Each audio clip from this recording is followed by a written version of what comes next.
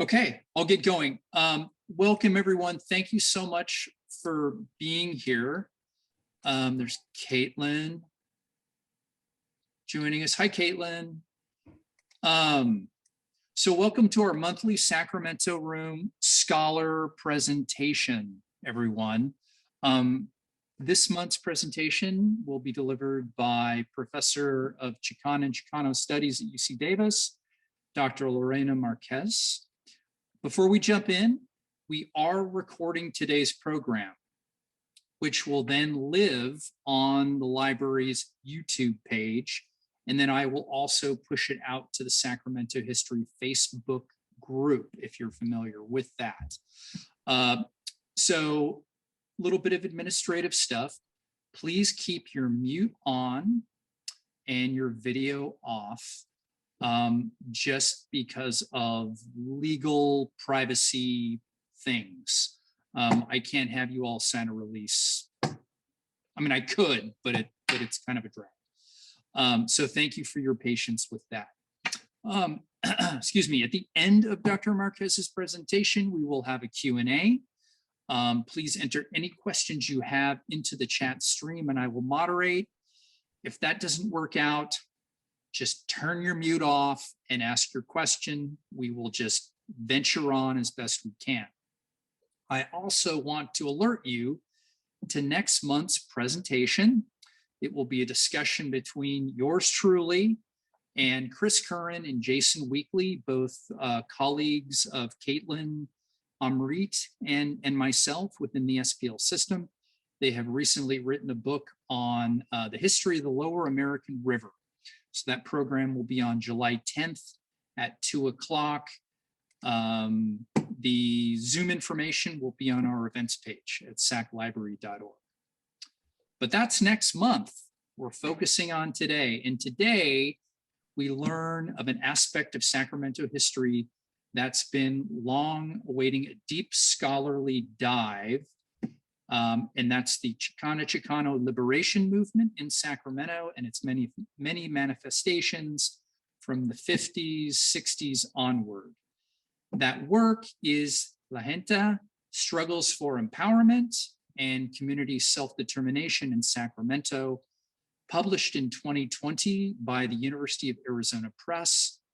Very impressive, and it is the center of today's talk. Today's speaker is Professor Marquez, a native of Lodi, California, and a daughter of Mexican migrant farm workers. Her research interests include Chicanx history, Chicanx movement, Chicana Latina feminisms, gender, transnationalism, Latino diaspora, immigration, migration, class, oral histories, which we just talked about earlier, testimonios, and race ethnicity in the United States and Latin America. She is the author of several articles and reviews, the leader of initiatives to capture the voices and memories of those who participated in the Chicano movement, and she is the winner of awards for her scholarship and excellence in teaching at UC Davis, and I'm sure before that. So no idle time and lots of important work being done by Professor Marquez. But today she's with us. So without further ado, please join me in welcoming Professor Marquez. Thank you so much for that introduction. So I am going to pull up my PowerPoint if that's okay.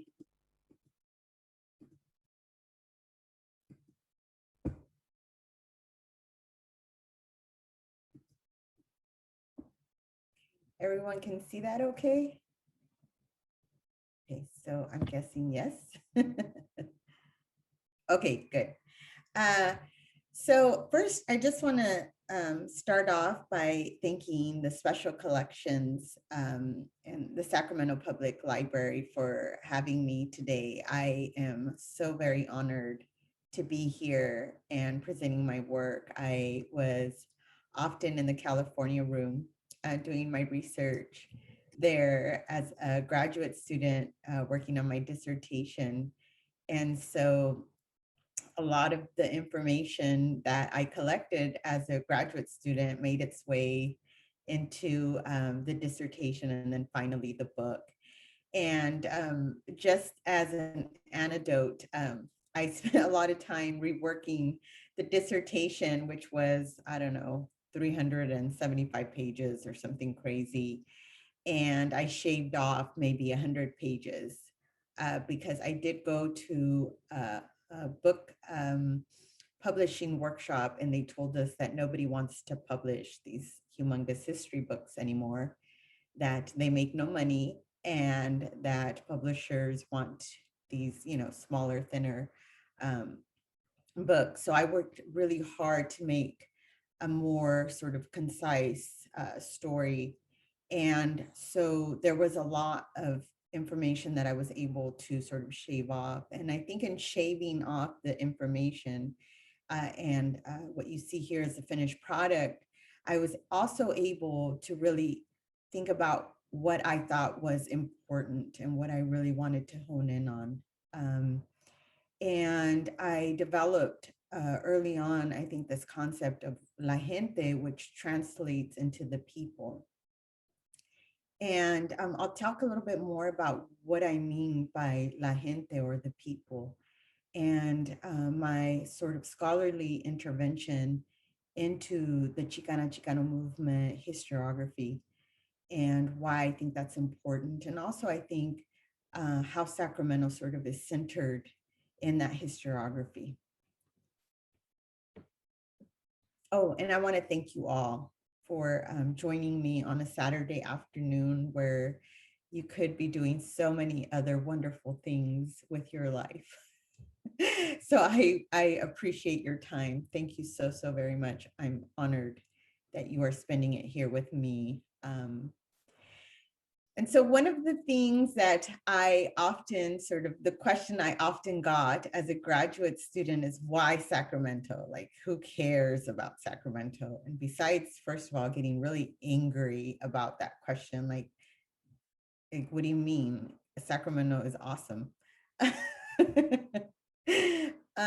I love Sacramento. I'm sure all of you feel the same way. All of you who are here with me today feel the same way. I knew that there was something very special about Sacramento. And I knew that there was something very special about Sacramento because when I went to Sacramento State University as an undergraduate student, I came across a lot of professors who were of the Chicano movement generation. And those professors taught me a great deal about myself. They taught me the history of Chicanas and Chicanos in this country. They taught me about identity. They taught me about belonging. They taught me about resistance. They taught me about protest movement. And I learned in my courses in the history department through Joseph Pitti and Charles Roberts about the beginnings of Mexicans in this region, stretching as far back as the gold rush.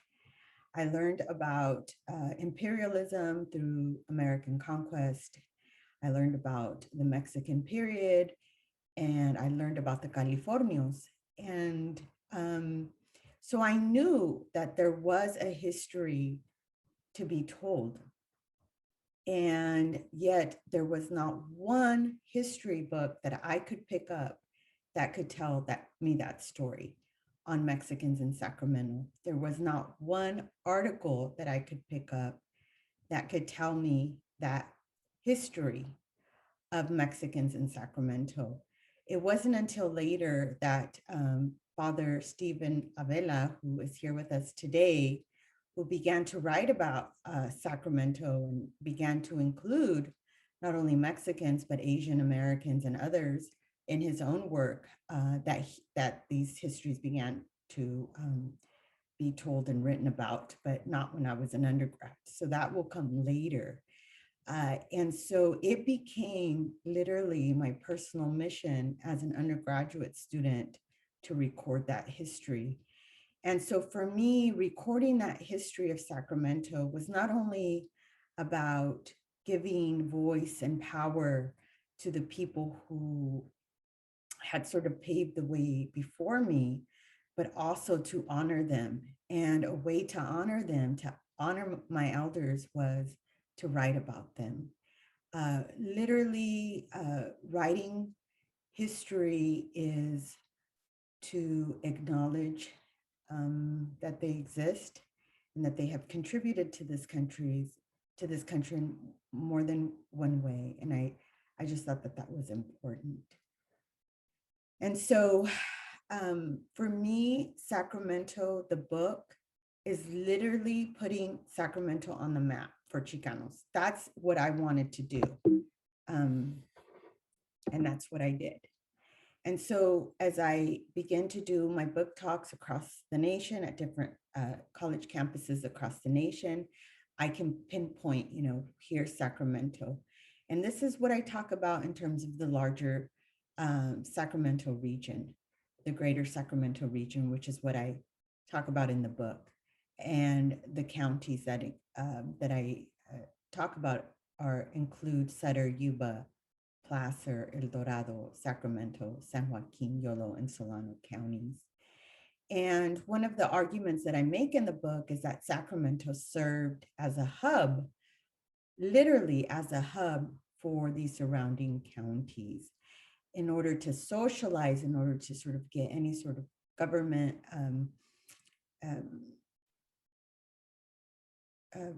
issues sort of dealt with. If you needed to get your green card, or you needed to go to the consulate, the Mexican consulate, you needed to make your way into Sacramento. If you wanted to go to church or to go to the Guadalupe church, you needed to go into Sacramento. All of the major celebrations took place in Sacramento. So Sacramento was a very sort of important hub for Mexicans in the region. And people used to travel to Sacramento. It became that important. And I think that I'm able to sort of prove that in the earlier stages. I don't think we can say that is the case today in the same sort of way that it was in the 1960s and early 50s as it was in the past, but absolutely in the 1960s, I do make that argument. And so my argument for this book is quite simple. I argue that the Chicano movement can be understood as a transformative era that engaged everyday people to participate in national and even international struggles over civil rights.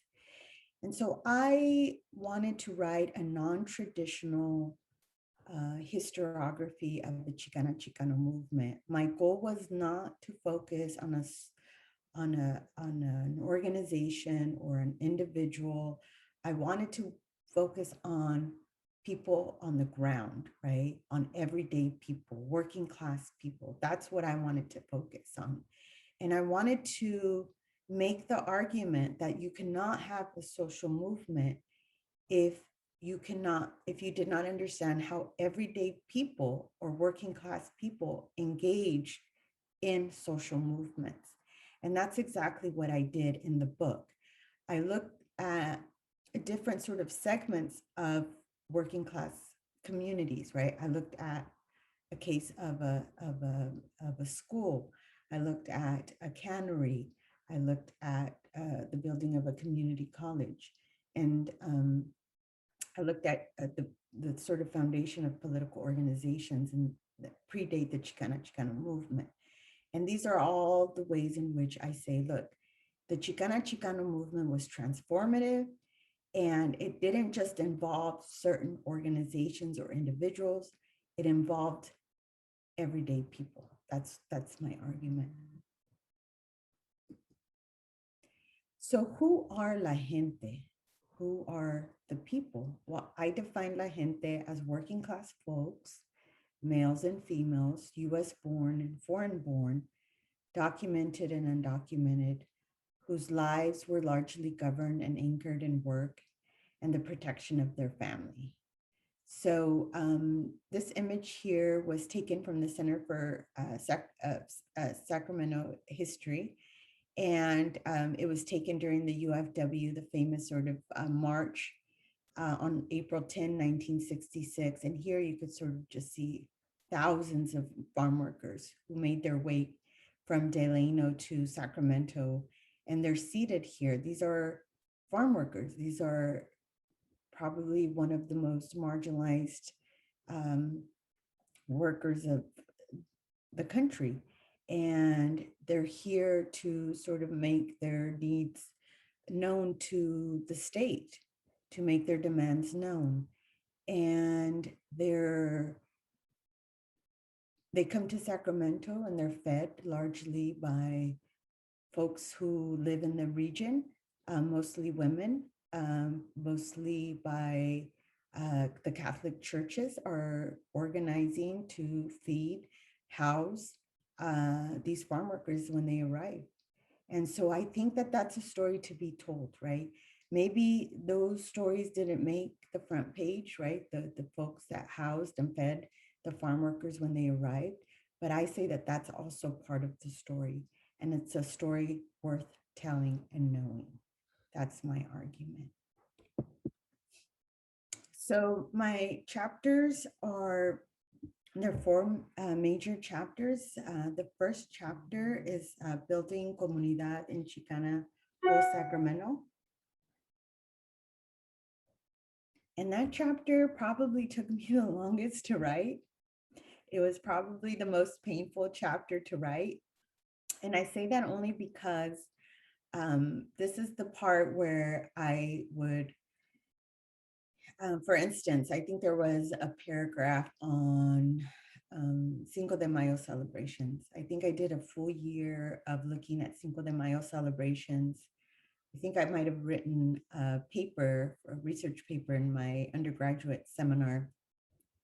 And I wrote just like one paragraph about Cinco de Mayo celebrations. And so the first Cinco de Mayo celebration in Sacramento was in 1864.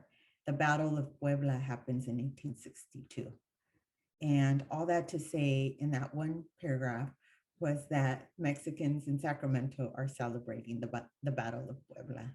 And already we have a sort of contingency in Sacramento, already a viable community that is celebrating Cinco de Mayo, right? And so I'm able to sort of piece together these elements of cultural vibrancy in Sacramento. And then my second chapter looks at the desegregation case. I think that chapter has gotten me a lot of attention, I think especially in the Department of Education, where some folks in education are assigning that chapter to their students and understanding the sort of consequences of desegregation in the desegregation era of the 1960s, in the post Brown versus Board of Education era. I'm happy to talk about that chapter if you all are interested. But basically, that chapter was shocking to me. I had no idea that Mexican parents in Sacramento would go against desegregation. And I learned a lot from the parents of the Mexican parents in Sacramento. They taught me a lot. They taught me that they were making very valid arguments about cultural wealth, what we now know as cultural wealth, that they believed that their community, that their school, that their children benefited from bilingual education, from having cultural programs at their schools, that they wanted to shelter them from racism and from harm's way, and that's why they did not want to desegregate Washington Elementary School. And the voices of those parents really, I think, what they were telling the school board in their efforts to change the decision of the school board to desegregate Washington Elementary was a story that had not been told in Chicano historiography. And so it was an eye-opener, and it's coming from Sacramento. The third chapter looks at the formation of the Cannery Workers Committee, which is a union that is formed by Mexican Americans through Ruben Reyes, who is a native from Arizona, who comes to work for Libby. And he discovers quickly that California has institutional racism, just like Arizona. And he wants to change that. And he wants to challenge racism at the union and at the cannery level. And he sues the canneries on the basis of racism and discriminating against Mexican Americans, women, and African Americans, and wins in 1971. And this is the first lawsuit that is brought against canneries in the state of California, and it is the first victory. And this happens in Sacramento. And so I really just thought that that was very telling, that it's coming from here. But also I think that when we look at the Chicano movement, the stories of cannery workers is non-existent. We know so very much about the UFW of Cesar Chavez and field workers and farm workers, but we know very little about cannery workers. So I think there's a missing link there. And then lastly, my fourth chapter, and perhaps the most controversial, or perhaps one would argue the controversial chapter of the formation of DQU University, the Chicano Native American Community College that was formed on the outskirts of Davis by both Chicano and Native American students,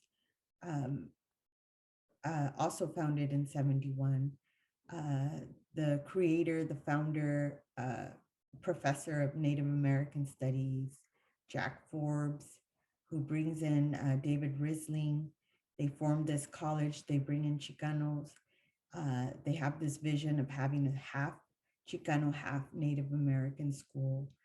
And this dream, this idea that you can have this institution of higher learning, very much similar to the Black universities of the American South, because we don't have those on the West Coast, these Chicano or Native American institutions on the West Coast at the time. And there's a lot of inner conflict, a lot of it stemming from identity politics. And so I talk a lot about what happens and what really, how the university ends up closing its doors in 2005. But yet I still think that it's a success story. I still think that it's important for us to think about how a university was even able to be up and going when so many other universities or colleges failed, right, during this time period. Again, this happens in our region. So, you know, I just think that there's something to be told about Sacramento and the larger Sacramento Valley. I think that there is this sort of collaborative, this sort of uniqueness to the region that allows for folks to really build in community and to really get things up and going. And so I'm able to highlight these examples.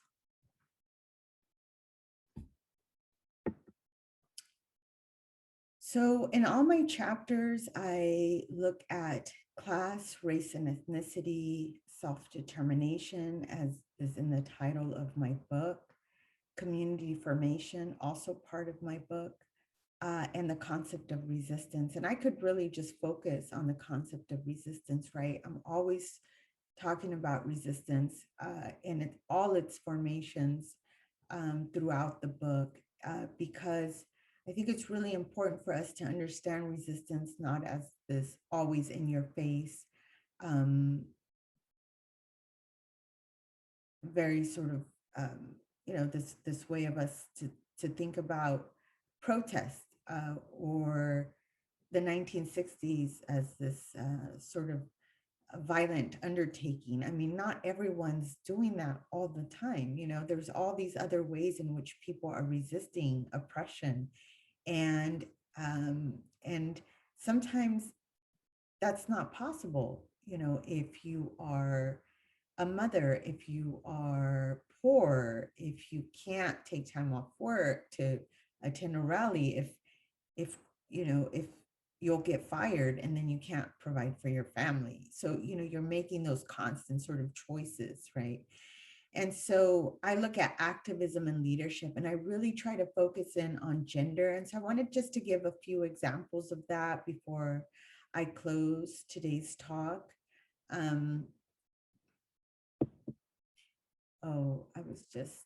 I'll just skip this.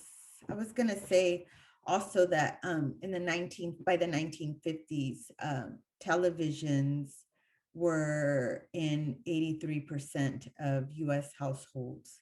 So the average American, including African American and Chicano households, were able to see what was happening in the American South with the civil rights movement.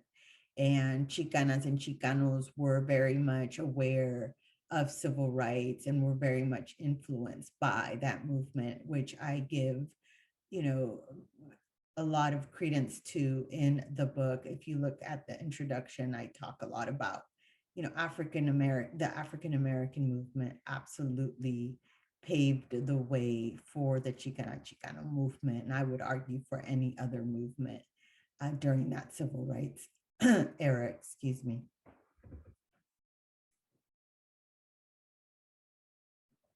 And I think it also allowed folks to be like, you know what, like, we are going through these very similar things. We're oppressed. We're a racially oppressed minority, was a term that was used during that time period. And that included folks in Sacramento. And time after time in my own interviews with folks during, who lived during this time period, and even in the interviews in the book, they will cite, look, we knew what was happening. We weren't dumb. We were aware. We were very much aware of what was happening. So it's very important, I think, for us as Chicano scholars to acknowledge that the African American civil rights movement absolutely paved the way.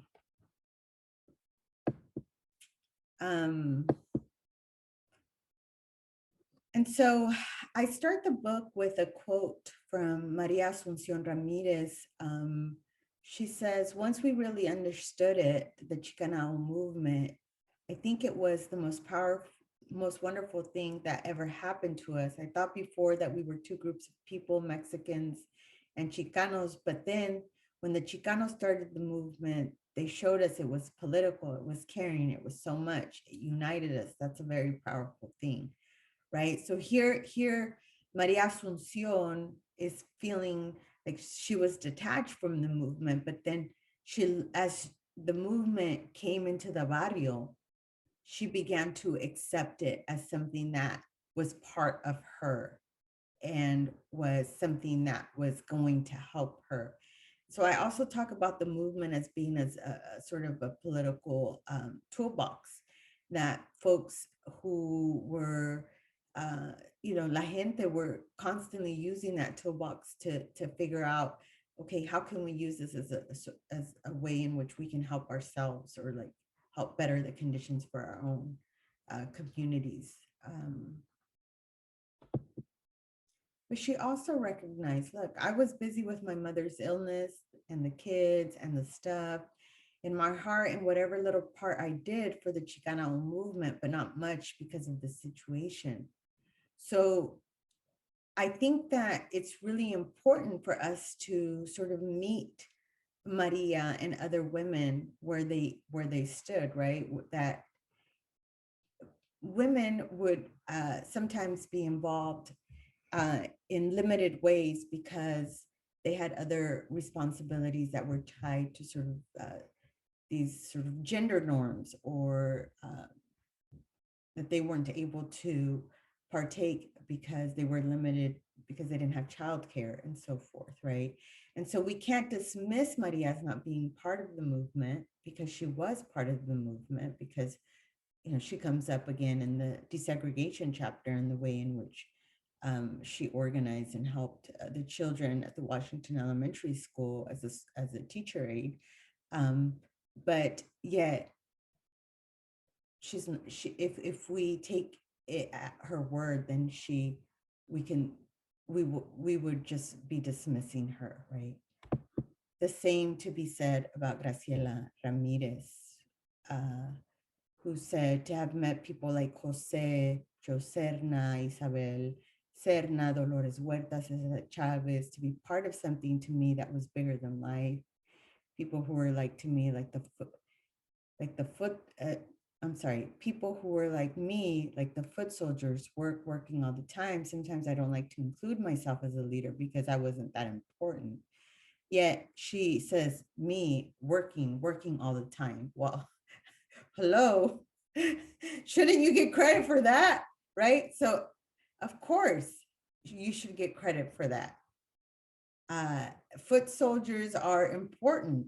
And so this is part of the conversation that I open up with in the introduction, and where I'm discussing activism and leadership, and I'm sort of complicating these two words and these two using these interchangeably, and how we need to challenge these words, and we need to make sure that women are also included, right? So these are one of the ways in which I think that I'm adding to this conversation in terms of the Chicano movement. And then lastly, I wanted to add Laura Llano's interview. I would say I was not an organizer because I did not like to sit in all those stupid meetings and hours of fighting. I'm not a fighter, but my friend Manuela Serna, Isabel Hernandez Serna, and other people would be in the thick of it. And my friend Manuela would give me a call and she would say, hey, we need this, and can you make that, or can you do this, and can you do that? And I would say, I was a soldier, I was a helper, but I was not in a position of a decision maker, and I chose that. Again, here, Laura is very much prescribing herself as a person who is a soldier, or a foot soldier.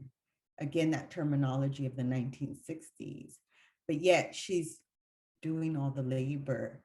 And it's not, I don't quote it in this passage, and I don't think I mentioned this, but I know this just from talking to her, is that she mentions, I was one of the few who had a car, so they would always call me and I would be driving everyone around or whatever. So she played a very vital role, right, as someone who got people from one place to the next. And yet she doesn't see herself as that important. And I see her as very important. And so that's one of the things that I try to do in the book, is really just complicate our understanding of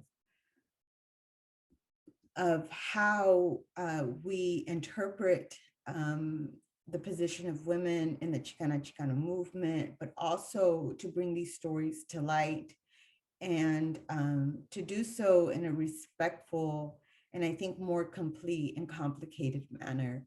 I'm also one of those people that don't romanticize the movement.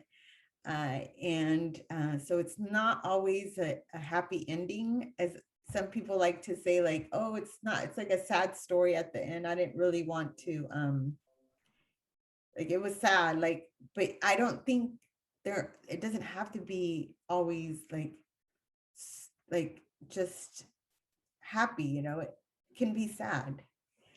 because there's lessons. There's always lessons to be learned. So I'll stop there.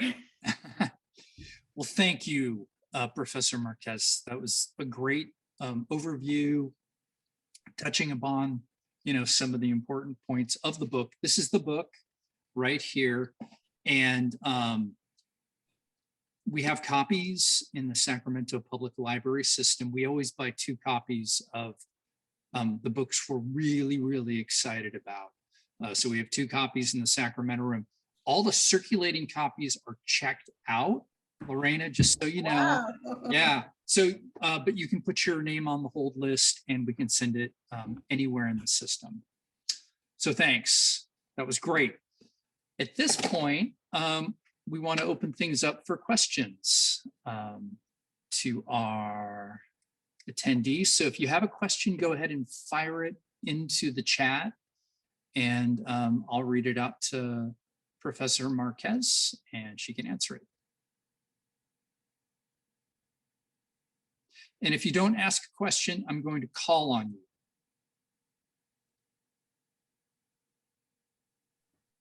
Okay.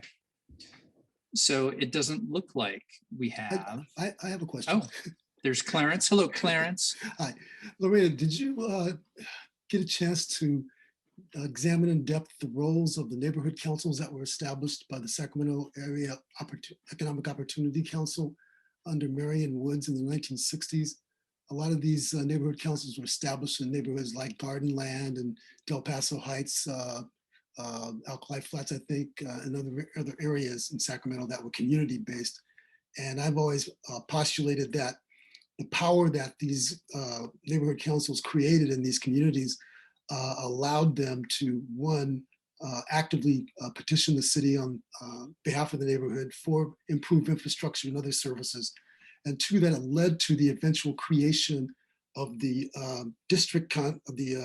city council district concept that was created in the 1970s, early 1970s, whereas before city council persons were elected basically at large. And as a result, most of the council members who were elected were from Land Park, East Sacramento, the wealthier areas. But as a result of the districts, and better representation was created from those areas of Sacramento that were formerly underrepresented. I just wanted to know if you had an opportunity in your studies to study the role of the neighborhood councils in the development of power within the Chicano community. Yeah, that's a great question. The only neighborhood council that I'm aware of is the Washington Neighborhood Council. Mm-hmm. And that played a crucial role with the my chapter 2, which is on the Washington Elementary School, which dealt with desegregation. And they played a crucial role, very much trusted by the community, served as a hub. They also had like a Breakfast for Niños program there, mm-hmm. which is a breakfast program for the children. They had after school programs. But in terms of political clout, I'm not aware, and I didn't know that there was other councils. And I didn't find that in my research at the archives. So it'd be interesting to find that information if it's available. I could pass along some information to you that I've gathered over the years. And this was directly tied to Marion Woods, who was a long-time administrator within the Sacramento community, not only at the local level, but also at the state level as well. And, but yeah, and in founding SAEOC, which was the provider of community funds at that time after he assumed leadership of it. Before that, there was just a small council of people that administered those funds in the various communities, and people were not satisfied with that concept. So that led to the creation of the neighborhood councils, where people could elect within their own communities who sat on these councils, and these people would basically forward the city's or the community's wishes to the city and whoever else that they needed to petition for the community. So I could pass that along to you in terms of some information. It sounds like it might even be different from what I'm talking about. Maybe. No, I think the way you described the Washington neighborhood activities that you saw is reflective of what happened throughout Sacramento. Like I said, Del Paso Heights, Oak Park, Glen Elders, I think Garden Land, I think they all had neighborhood councils that represented them at that time. Yes. So again, I'll try to pass along some information too. I'll give you some background on that. Yeah, that sounds great. Thank you. Mhm. Okay, thank you, Clarence. Mhm. So any other, oh, it looks like Henri has a question. Oh, let me see here. I do. May I? Okay, Henri, the floor is yours. Thank you so much. I just finished a book. I'm sure we all just finished reading something or another with the summer reading challenge in the public library, but I read a book called The Library Book. At the end of the book, without spoiling it, it talks about the courage it takes to write a book, because it takes courage to think that you're writing something that others will want to read. And I really never thought of it that way. But I want to thank you for your courage in writing this book. I mean, given that it's all of our circulation copies have been checked out, means it's a book that needed to be written. So thank you for doing that. And just in your talk, I can see how important intersectionality was to you in as a lens to evaluate this movement through. And I hear you talking about people's positions in movements based on their gender, their race, their knowledge of their ancestry, and the impacts of the civil rights movement. And I'm just, I want to just thank you. I think it's important for people to see their story told, that they drove people from one place to another, and that was very important. Or, that they housed someone who was protesting, and that was very important. So I guess I would just ask, only because I'm working in the Delta, and so I'm thinking a lot about migrant communities out here, just because this is an agricultural corridor for all of California, this Delta area. And I'm wondering, just as I interact with these historic Asian communities, Chinese and Japanese, and even South Asian, like my own community here in the Delta, were you able to look into just solidarity between communities? And were you seeing that in the canneries in your research? Were you seeing people coming together around these workers' issues kind of beyond their identity within the Chicano movement?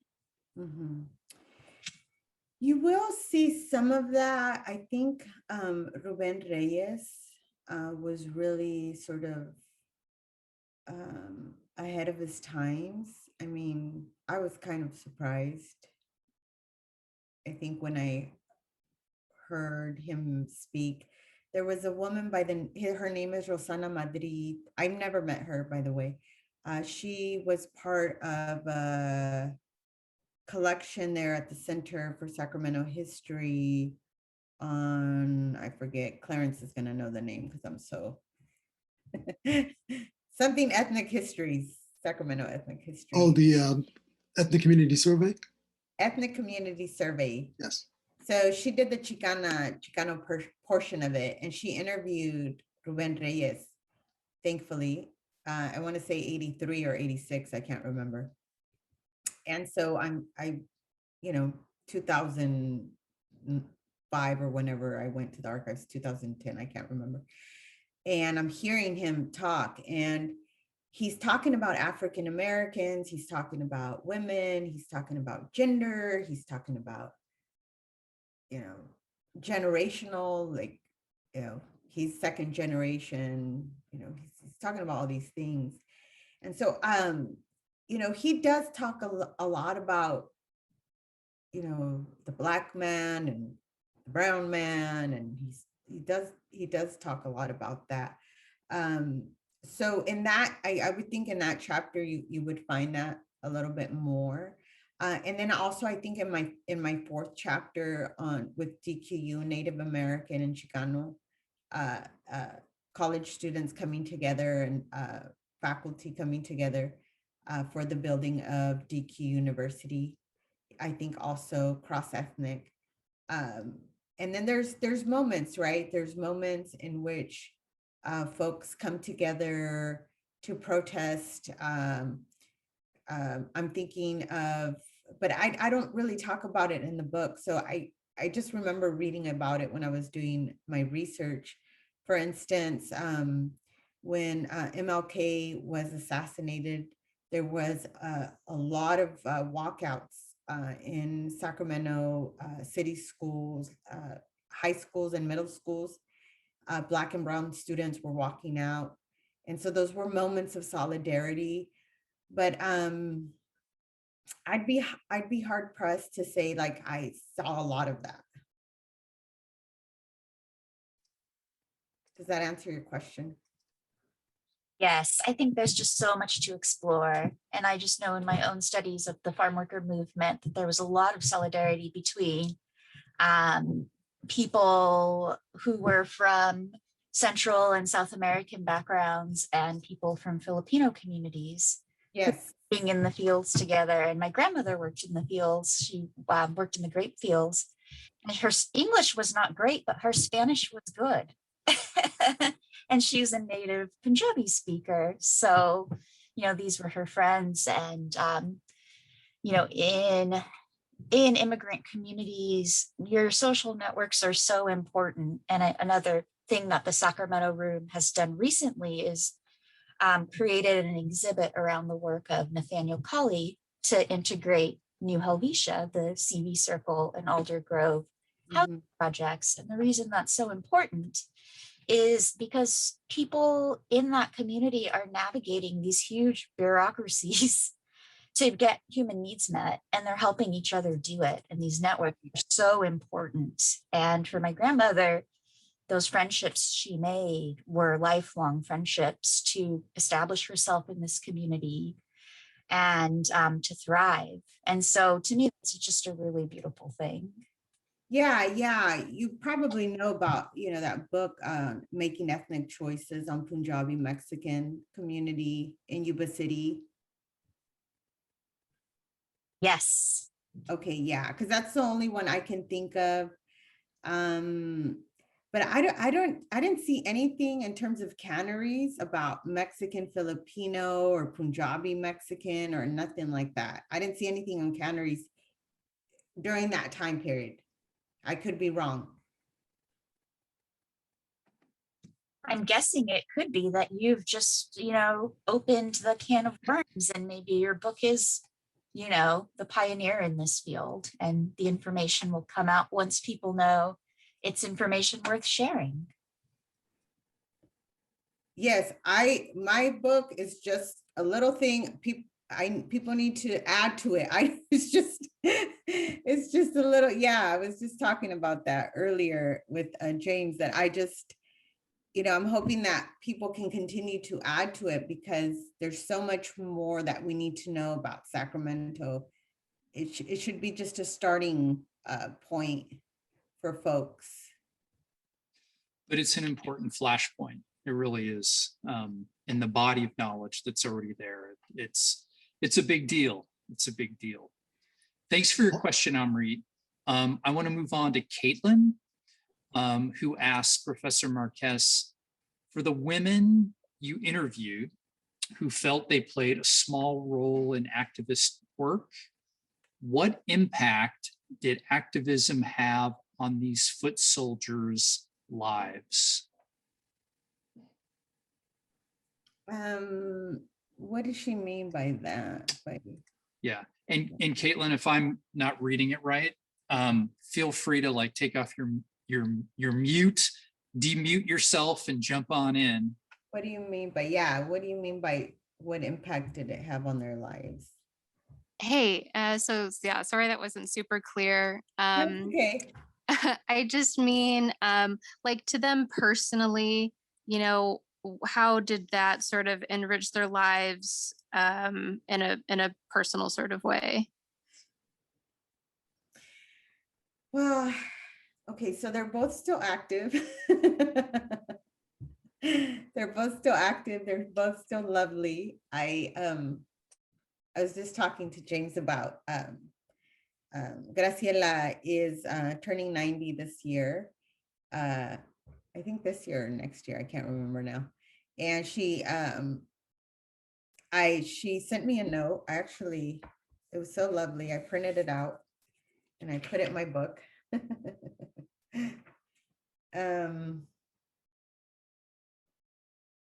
She says she's very appreciative about what I wrote of her in my book. And I didn't know how they were going to take it because I'm kind of using their words and I'm kind of going against what they told me. So I didn't know if they were going to get mad at me.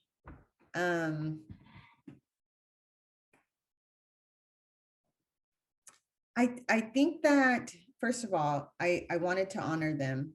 I wanted to be respectful of them and the way that they sort of viewed their role in the movement. But I also thought I had a responsibility as a scholar to place them in the movement, if that makes any sense. I just, I always tell my students, right? Like, if somebody tells you, well, I'm not important, like, I don't matter, like, what I did was nothing. You can say, okay, well, you didn't matter, he didn't matter, or she didn't matter, they're not important.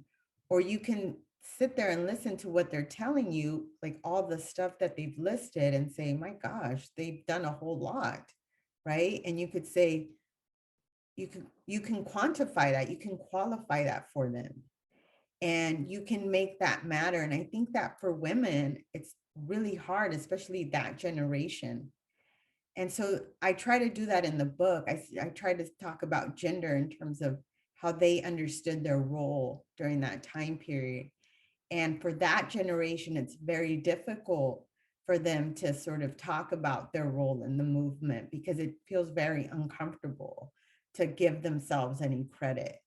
And yet, if you sit down with the male and you interview them, they're happy to tell you all the stuff they did, right? They're happy to tell you, I did that and I did this.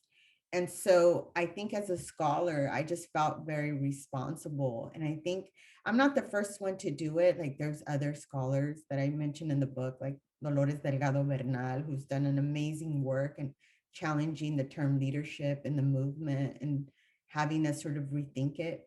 So, in terms of like what impact did activism have on the soldiers, they continue to do this. They're actually artists.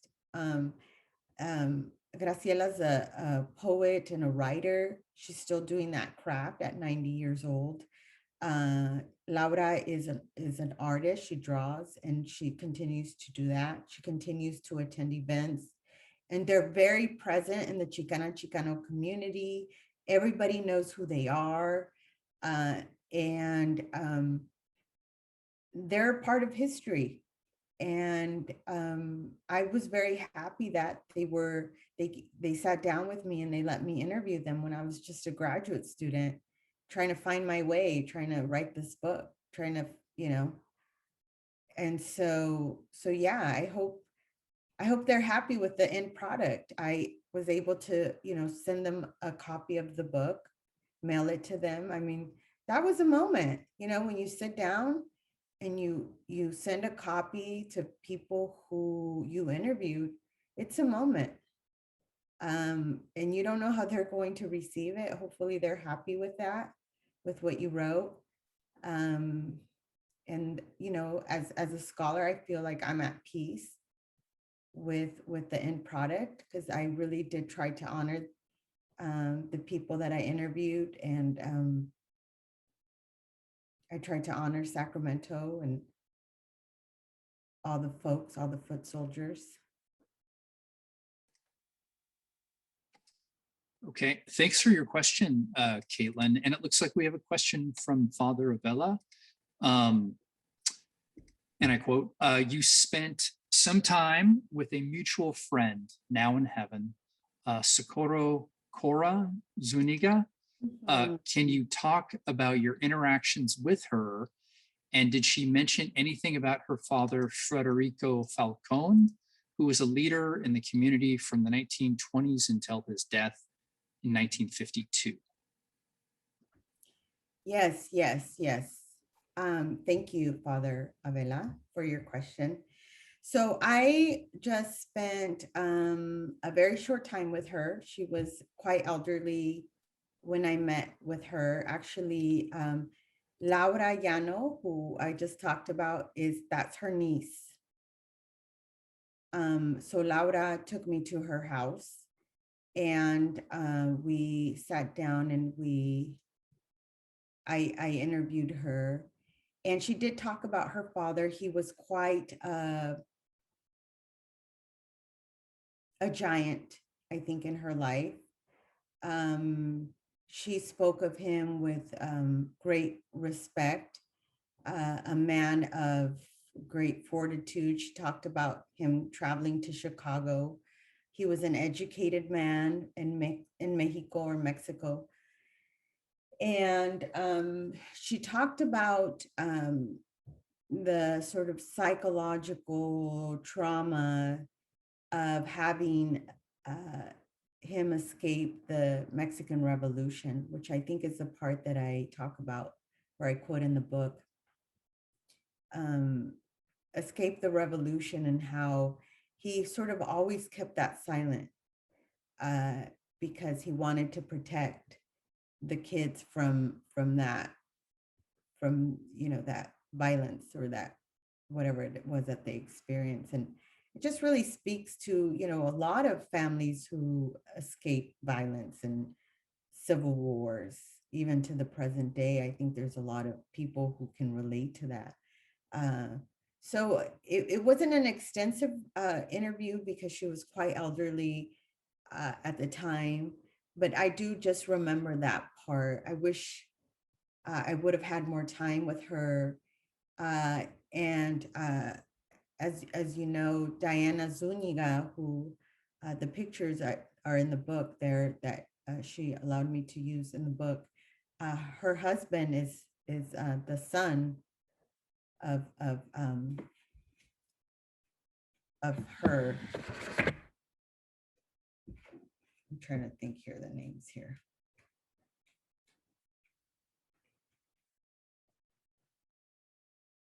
Yeah.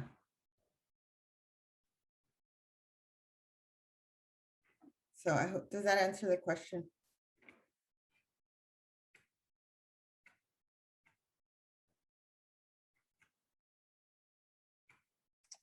Unmute myself here before I talk.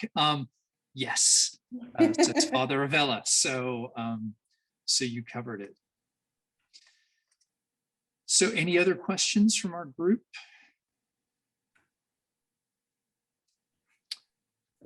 Okay, I think that might be it for today's talk. Professor Marquez, thank you for your time and for your great work and for your contribution.